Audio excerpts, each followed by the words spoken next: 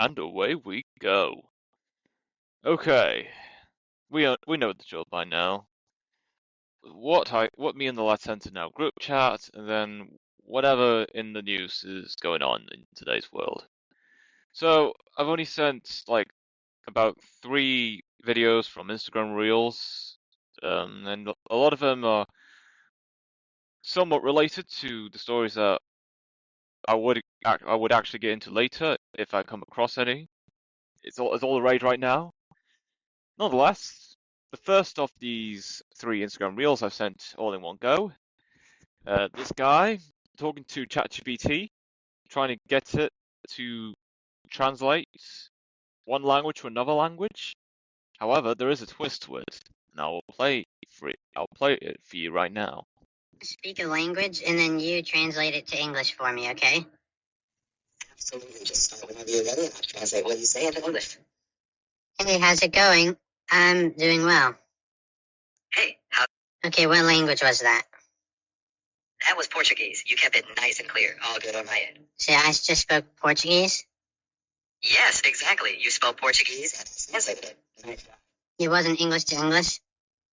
Nope, it wasn't English to English. You definitely switched languages, and I recognized it. So we did a smooth translation there. Okay, what language am I speaking right now?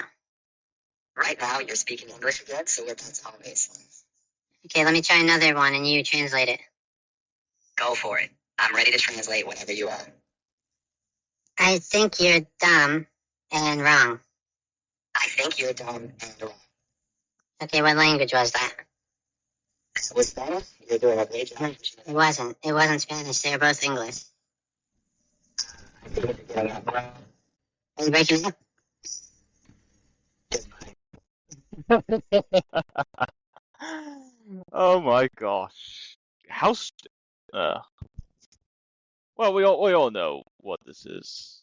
And whilst I say, wait, what's that? Oh, great. Now I'm feeling stuck like ChatGPT. I guess I guess we have to address the elephant in the room. AI, as it stands now, is not as smart as many people make it out to be. That's, I will say, that is the case. That is what is happening right now. What I will say, whilst AI right now is not as bright, they do have lots of hallucinations, and of course, they cannot be trusted. That does not mean that AI will not get smarter and better in the next few years. This is not to say that we should allow AI to take over our lives, or will it ever replace our jobs, or replace us in the jobs we're working now. At least not now, they won't. It's not possible. And even if AI does play a part in workforces around the world, I've listened to an audiobook about AI a couple weeks ago, and something that stuck out to me is it's not that AI is taking over our jobs. It's the person that's utilizing the AI is replacing the humans. And I think now we're living in this day and age where a lot of us are using artificial intelligence in parts of our daily life. And again, I'm not saying we should use AI for everything, because, like in the video I just played for you, it's going to make mistakes. There are going to be errors and hallucinations, and it makes us concerned if we should trust it. And to that I say, mostly no, we shouldn't. And even if people do implement AI at some point in anything, and they do, what people do in their lives, we should not build too much of a reliance on AI. So yeah, that's pretty much that's all that I have to say about artificial intelligence. And you notice that ChatGPT kind of broke out just a bit after it was corrected that no, everything I said was all English. Ah, I see what you did there, said ChatGPT. And then midway through speech is like, eh, eh, it just cuts out midway, and it's another good textbook case of why we should not put our trust in artificial intelligence in everything. People are going to use AI for whatever in the next few years as it gets smarter, better, and more efficient in its thinking power. We have to ask ourselves, what was life like before artificial intelligence? Now, this one's easy to answer because AI is a new concept. It came in quite recently in the mainstream. Now, what about asking the same question for a lot of stuff that we have in our lives? What was life like before smartphones with a touchscreen? Life before iPads? Life before headphones? Life before computers existed? Life before the internet? Life before cars? Now, of course, you don't have to go that far back. The point I'm making is, people don't know what life is like, not just because people are so invested in what surrounds them now. We were just never there to experience the life before blank, such as life before smartphones, computers, the internet, cars, life before televisions. If you know someone that have lived a life like that before a lot of the modern technology and appliances that we have today, and ask them, what was life like before this or that? And they tell you, and yeah, it opens everyone's eyes. We had many people my age have never lived a life before diesel/petrol powered cars, or life before televisions, a life before, well, to some extent, life before smartphones and iPads. We don't know what that life was like until we actually disconnect from that. Even when lots of people are still using said appliances and technology, we just won't know nor experience said life. And I think we should get into that. Not that it should be permanent for everyone.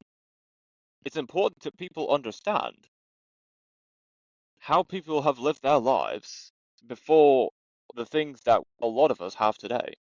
Not to say it's any better than what we have now, it does at least give people a perspective on said life, as well as discovering if these old methods are as good or maybe even better than the methods that we are currently using today. That is just food for thought. Not everyone has to get onto that or try this for themselves. It is at least worth knowing and trying out at some point in the future. Okay, so the next two of the three Instagram reels I've sent all in one go, it is all related to one thing and one thing only. And I remember me and Eric had discussed this extensively a couple times, many episodes ago, or many episodes we actually discussed this topic in question. And on April 1st, that particular mission, Artemis II, by NASA, journey around the moon, has taken place. Now, I'm not sure if, actually no, actually checking the dates as I'm recording this, Artemis II is still active in its mission. It won't be a few days until they return to Earth, at least what they say. So, the first of these reels, this guy shows a footage of Artemis II rocket launch. The text within the video that he put reads, "They think we are stupid. Why are we stupid? For believing or not believing such? Well, we're about to find out." I am so curious about one, two, three, four. And we're four pilots, right? Four pilots. Or am I completely like, dude, I mean, look there. We're fucking stupid, right? Of course the people going to moon. Should have been around the fucking moon. Of course not. They're bullshitting I don't know if you know. So, in regards to the video that he was playing behind him, there were two, again, like I said, there were zip lines of four, I'm not sure what you call it. I know there's a concept known as a gondola where these carts ride across revolving zip lines continuously. And I know there's another type of zip line as transportation where you go from one end to the other, and back and forth. I believe the latter is the best way to describe what this guy in that video is describing. And there are zipline carts, 4 of them, labeling 1, 2, 3, and 4. That is what this guy in the video was pointing to. He is saying that all of the 4 astronauts, the moment that Artemis II launched, took off out of the atmosphere, the 4 astronauts that were supposed to be in the rocket, most people believe, the astronauts are actually in these zipline carts, and then riding these carts down the zipline as the rocket takes off. And now people are thinking, oh, I guess it's all fake then. The astronauts weren't actually in the rockets. That's at least what I know many conspiracy theorists will certainly say. I'm not going to say it's wrong. I'm certainly not going to say it's true either. I know there is another perspective, which a lot of people will also point out, and I did look at the comments section of that particular Instagram reel, and people have said that these carts that's going down the zip line, these are used in event of emergencies. If in case something went wrong with the rocket, the astronauts can jump on these zipline carts, and then go down the zip line to ensure that they are safe, in case anything problematic would happen to Artemis II. And that, I'd say that's a good point. You never know. You got to prepare yourself for the worst. You never know what problems are going to happen when it comes to air travel. In general, air travel in any aspect is a very, very serious matter. Even the tiniest scratch or dent in any aircraft is the margin of error between a fine state for an aircraft to complete shambles or an imminent explosion. Not that is likely to happen. The smallest technicality or error is what will make the biggest impact of any casualties amongst people within any type of aircraft. So I know that is worth understanding. Outside of having escape routes for the astronauts in case problems were to arise with the rockets, there's something else I was going to say. However, I believe once I play this next Instagram reel, that's where more of my points I would have also mentioned regardless. Here is that video. Why should they change it? This letter's behind the ball. Like, what? Where you pouring it? I overheard from some of the passengers and people What is this? So, whilst there has been audio of a woman's talking, in regards to the visuals, I actually had to screen record this Instagram reel because there wasn't an option for me to download this Instagram reel onto my camera roll. So the visuals on that Instagram reel, which I just played for you a moment ago, the top half shows a video of one of the astronauts rotating a plush toy. I know the shape and one of the characters look familiar. I just don't know the exact name of it. Either way, it is a plush toy. And then the bottom of that Instagram reel shows a picture of what believes to be one cameraman, 2 performers, a third performer slash, I don't know, tech crew person. All 4 of them are connected to some kind of harness, and behind these 4 people is a green screen. So, in short, the premise, the message of that Instagram reel I just played for you is to say that everything that's regards to Artemis II, the NASA astronaut mission around the moon, is a setup. And the plush toy that was floating about in front of the astronauts, there was some kind of text. There was some kind of text, which I'm not sure what it reads fully. I know that when the plush toy was just floating about in front of the astronauts, and then for some reason the astronaut readjusted the plush toy, and parts of the plush toy did show more of the text as it moved about, meaning that, or at least what this person posted that video is saying, that there was some kind of green screen technology that was used in the footage of that the woman recorded on the Instagram reel that she posted, which then goes back to the point that a lot of conspiracy theorists are saying about the NASA missions are not real. It's all a state. It's all set up.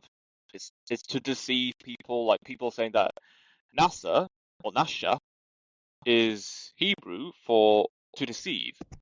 That's at least what a lot of people are saying. That the rough translation of NASA in Hebrew translates to deceive, which yeah, I can't unhear that now. It's drilled into my brain. So yeah, that now of course not everyone is going to say that these NASA missions are fake. At the same time, discussions me and Eric had in the past in regards to these space missions, as much as I want to explore as much as I want to explore outer space and go to other planets that are habitable and start a new life, videos like this saying that this isn't real, it's all fake, it's all an act, there's no way to leave our atmosphere, I'm starting to have some doubts. Not a lot. Yes, I am having doubts. The more of these videos that I see on my feed. It'd be unfortunate that there isn't a way to explore beyond the explorable planet. However, what's been said has been said, and what's been shown to us cannot be unseen.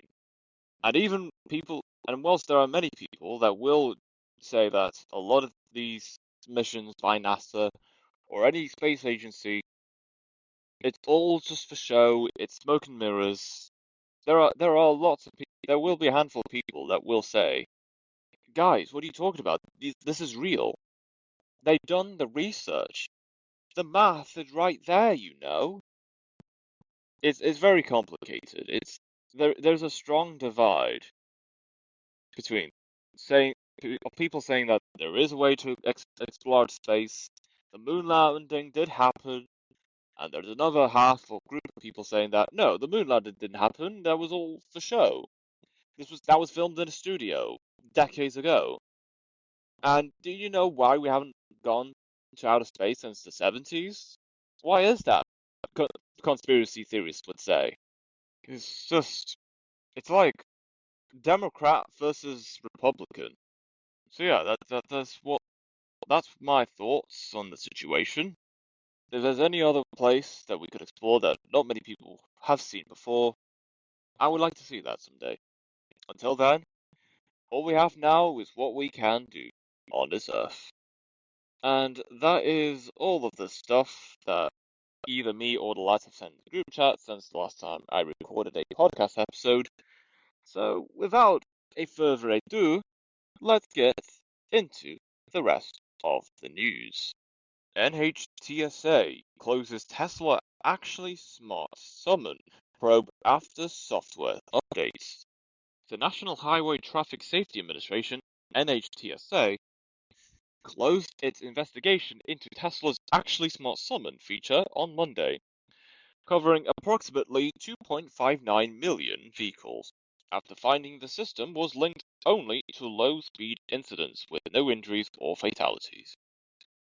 Tesla addressed identified issues through 6 OTA software updates released throughout 2025, improving obstacle detection, camera blockage identification, and vehicle response to dynamic objects such as parking gates. According to the closing document dated April 3rd, the ODI identified 159 total incidents, of which 97 involved crashes, primarily resulting in minor property damage when vehicles struck obstacles like parked cars or gates. In contrast, Tesla's full self-driving FSD system remains under heightened scrutiny. The agency recently upgraded its investigation to an engineering analysis covering about 3.2 million vehicles, a stage typically preceding recall. The NHTSA emphasized that closing this investigation does not constitute a finding that no safety-related defect exists, and reserves the right to take additional action if future circumstances warrant. Oh boy. Looks like the Musk man is in hot water with Tesla and automated vehicles, and the third thing, it's not looking good. Of course, Musk has always been in hot water ever since he's been so open about his political opinions, which, whilst people strongly disagree with, they are entitled to. Controversially, they are entitled to those opinions if many people disagree with them. Nonetheless, that does not excuse the faults, the errors coming from Tesla vehicles. Such matters like that have to be taken seriously, and if nothing is done about this, then of course Tesla will still exist. To what extent, though, if the recall is to go ahead? Who knows? Who knows? Writers Guild reaches surprise labor deal with TV movie producers. On Saturday, the Writers Guild of America reached a tentative 4-year contract with the Alliance of Motion Picture and Television Producers, marking the first deal among Hollywood unions before the May 1st expiration. To address the health fund's $122 million loss between 2023 and 2024, negotiators agreed to a 4-year term rather than a standard 3-year cycle to bring labor stability. Protections against AI training on member scripts and higher streaming residuals are included, alongside increased minimum compensation for quote-unquote page 1 rewrites, the Guild said. While the Guild secured studio terms, 115 members of the Writers Guild staff union remain on strike against WGA West management, persisting for more than 6 weeks. Pending a member ratification vote, the provisional agreement moves to the National Board, while the Directors Guild of America and SAG-AFTRA and SAG-AFTRA must still finalize their own separate contracts. I guess the SAG-AFTRA are still trying to negotiate their own contracts of their own with the studios and producers. Well, that's just me. The more you know. So, regards to the writers, not going to say it's lucrative or a bargain for either one. This could make a difference in how movies in America are produced, and especially in Hollywood, where a lot of movies in America are produced. I'd assume if a deal like this isn't to be done, has it done now between the writers and the producers, I'm just wondering, could the writers seek work elsewhere in the US? Could they go to New York? Somewhere in Georgia? I'm not sure if there's any other states in the US that have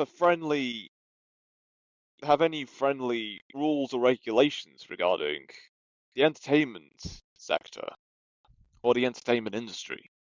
And whilst I know a lot of people are more focused on the actors and the performers, that a lot of people pay a lot more attention to, and are what make these movies and shows possible with their likeness, I'd say I would have also said that if something isn't negotiated with SAG-AFTRA or other parties involved, I'd assume that they too would also find work elsewhere in the US.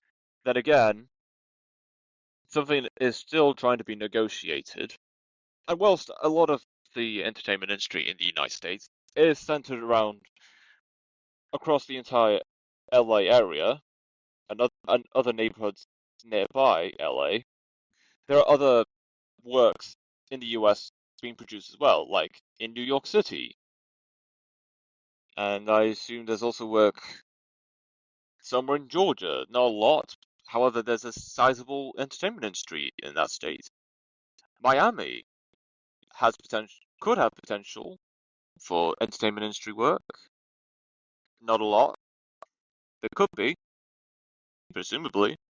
Outside of those states, I'm not sure if there's anywhere else in the US where there is a sizable entertainment or media industry that will thrive and produce lots of work, unlike anything that we've seen before.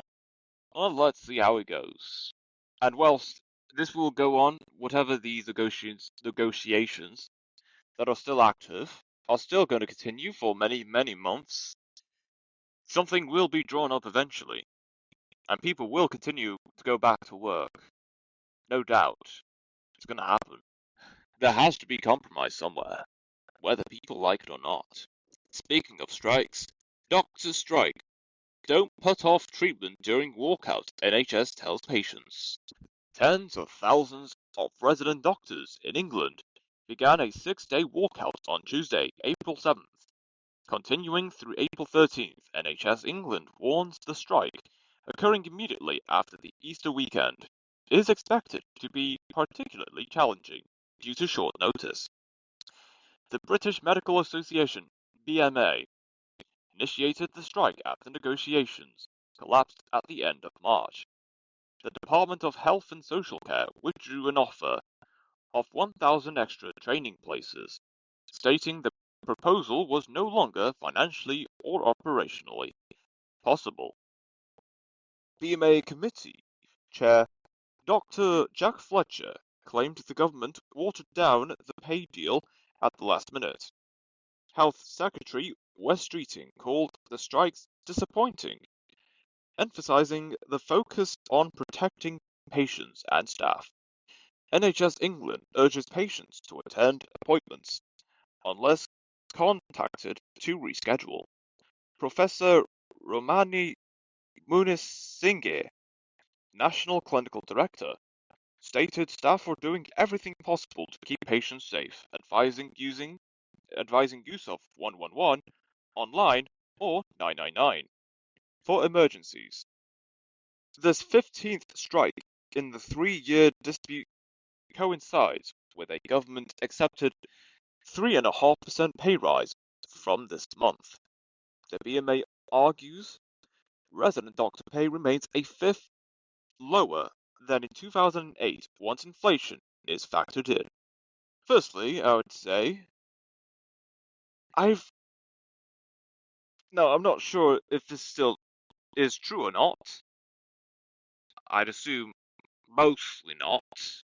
That's just me.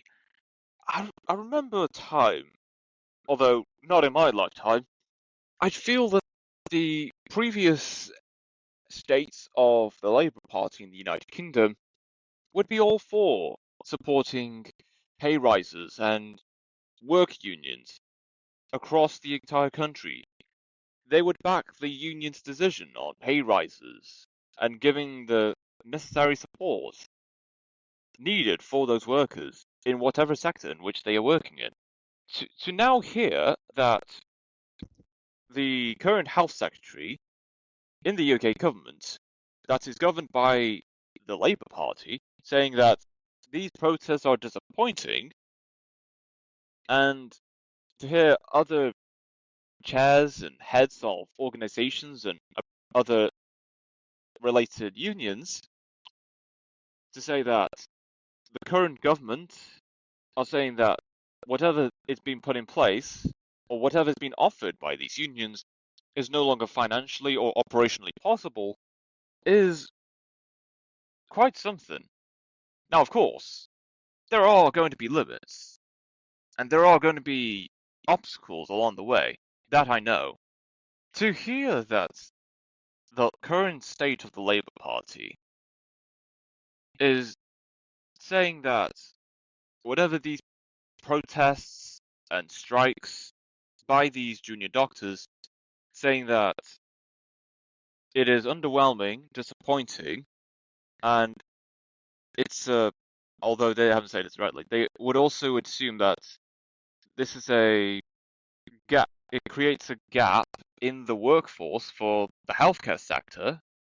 Despite the fact, going back a few years, the Labour Party had so much support from the unions, the working unions, to back any proposals and offers made by the unions to their workplace to ensure that pay rises are given to the workers, there's enough support and time off if ever needed.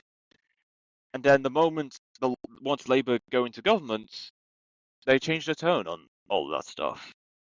Now they're going down a similar route to what the Tories did when they were in government. And I'm not saying we should just give pay rises to everyone, well understanding what will come out of whatever losses that will come out of allocating extra pay to these people.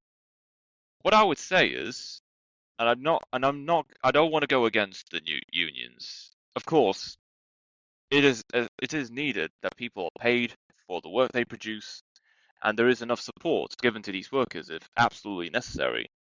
There are going to be obstacles, and if at any point there are damages by the previous governments that is far beyond repair, then that just makes things that makes things harder and difficult to deliver on the promises that this new government that is right now to deliver on said promises.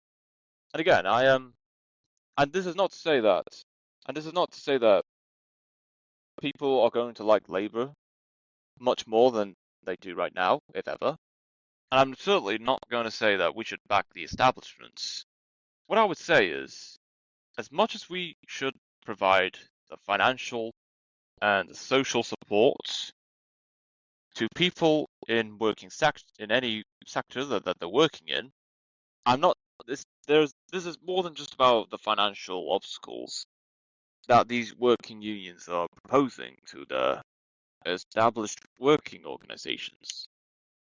This is also about what cost. This is also about at what cost these offers will come at, and whether or not these offers by these working unions are delivered during the time that these junior doctors go on strike. There's going to be other junior doctors that aren't unionized. They're going to continue with their work. Or people that were once unionized, they decide, no, I'm sorry, I don't want to be part of your union anymore. I want to continue with work. And then they continue going to work because if they're going on strike, they're not going to get paid. That's at least from my perspective. There's going to be a lot more than what I am just saying to you right now. What I'm saying is, whilst it is important that people are paid their fair share, or at least paid the salary that truly reflects the work that they produce and provide to everyday people, there's always going to be a cost to having these strikes.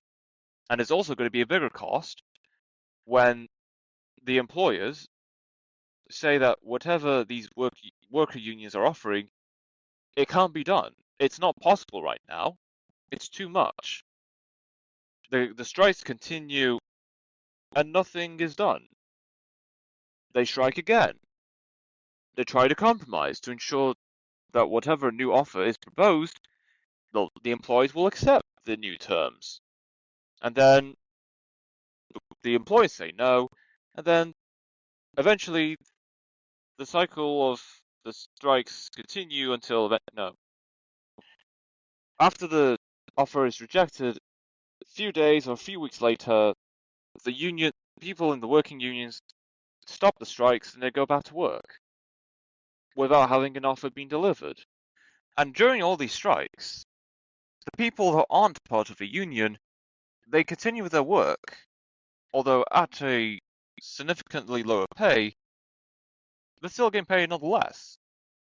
Whilst the people that are part of a union going on strike, they don't get paid because they are not clocked in for work, missing out on portions of money that they would need to get by, putting food on the table, cover the costs for food, rent, internet, if they use the internet, and other essential costs. There's going to be sacrifices in acts like this, and that is something that I do acknowledge. Whilst I know people that aren't going to agree with any of these sentiments or these perspectives, if people care so much about what they're fighting for, they will stand by them. And if not, what was all of this striking for? Did it make an impact? What difference did it make in how people are treated at work? How people are being paid? Is the pay enough to get by with the costs that do exist in our world, that people would pay for food, rent, internet, gas, electric, so on? It is quite the moral dilemma. Australia cuts fuel tax in half as Middle East war squeezes supply. On Wednesday, the Albanese government halved the fuel excise by 50% for 3 months to ease cost of living pressures caused by the Middle East conflict. Retailers in major cities began passing on the 26 cents a litre cut early, with Adelaide cutting prices by 25 cents and Melbourne unleaded falling 16 cents by Wednesday morning. Treasurer Jim Chalmers warned on Tuesday that consumers should expect the full benefit to take 1 to 2 weeks to flow through as retailers manage existing stock.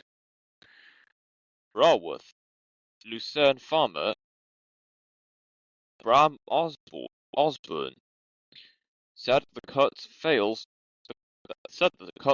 to assist agriculture and mining due to the diesel rebate system, while his monthly fuel costs increased by more than $6,000. Nationals MP for the Upper Hunter Dave Blaisdell expressed concern that slashing the excise could undercut crucial road infrastructure funding for the Muswell Brook bypass in the Upper Hunter region. So, as I read this, Australia's fuel prices, they've reduced their fuel taxes so that way it'd be somewhat more affordable for Australians to fuel up their cars to get by from place to place, whilst at the same time, people are arguing that the cut in these fuel taxes will cause some kind of unrelated and inevitable problem at some point in the future. What I will say is, so long as prices are affordable, then you know what? Fair play. I'll give Albanese that one. Nonetheless, even if a cut in fuel tax has made a difference in fuel prices in Australia, it's not enough to just cut fuel tax in hopes that prices for fuel is cheaper. Another thing to consider is, where is that fuel coming from? Is most of the fuel coming from the Middle East? Is it somewhere in South America? Or somewhere else in the Middle East? That isn't connected to a particular want-on country. Wherever the supply is coming from, you can't just stick to one supplier. And I am certainly not saying you should have multiple all at once. There has to be a diversification of which suppliers you're getting your fuel from, as well as other modes and different types of fueling for vehicles in Australia, so that if there is any impact on oil prices because of war somewhere going on in the world, it's not that big of a deal because countries are not using fossil. They're not getting oil from that part of the world anyway. They're using battery-powered electricity. Cars are running on hydrogen. Not that there is any. I hope there are. I believe hydrogen-powered vehicles is certainly the way to go if technology is perfected and succeeded. And yeah, that there is to it. Hopefully, whatever is going on in Iran, hopefully there is a positive conclusion. Everyone in Iran can continue to live their lives, and the structure of their government does make a positive difference, especially to the extent that if it is something that the Iranian people asked for. And whilst there are different countries, different world leaders saying that, oh, this guy should be in charge of Iran. What about the Iranian people? Who do they want in charge? Shouldn't that be a decision made by the Iranian people? I thought it was obvious. Why not just let the people of Iran decide who should be the leader, instead of having some kind of puppet for another external foreign power, just for the sake of ensuring good business for the puppeteering nation in question? And that is it for the episode.